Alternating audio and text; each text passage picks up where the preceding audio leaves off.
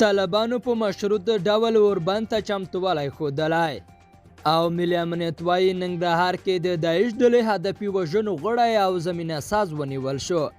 د نیوز پرې چینل لیدونکو سلام، وخت مو په خیر. پام وکړئ دوو ډېرو زیاتو مهمو خبرونو ته. طالب ډلې په دوحه کې د روانو مذاکراتو دوام ته پوره ژمنتیا ښودلې او ټینګاري کړی دی چې د دې پروسې بریا د افغان دولت په تعهد پورې تړلې ده.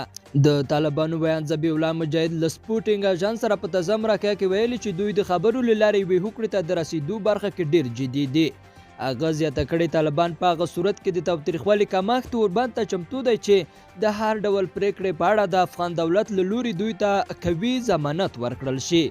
نوموړي ټینګار کړی دی چې اوس مهال وضعیت اوربند ته چمتو نه دی، ځکه د ده په خبره د اوربند لپاره په لوړه کچه باور ته اړتیا ده او دوی باید ډاډ ترلاسه کړي چې مقابل لوری تر خپلو شخصي منافعو اصولو ته ډېر ژمنتیا لري، نو په هغه صورت کې به دوی تاوتریخوالی کم او اوربند ته زمینه برابره کړي.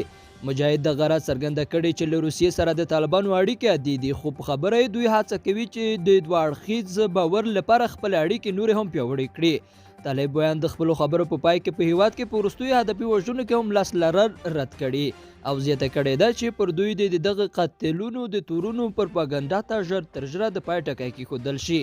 او د افغانستان ملي امنیت ریاست وایي ننګرهار ولایت کې د داعش ډلې هدفي وژنو غړی او زمینه ساز نیولی دی.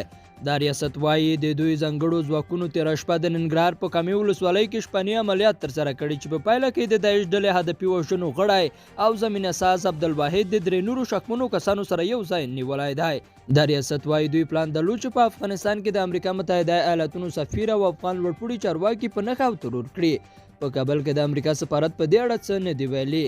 ملي امنیت زیاتوي د نوموړي د کورنۍ څخه 2 تنه نور هم د داعش ډلې د رهبرۍ غړي وو چې په وینا یې تیر کې د یوه هوایي برید په ترڅ کې ووژل شول.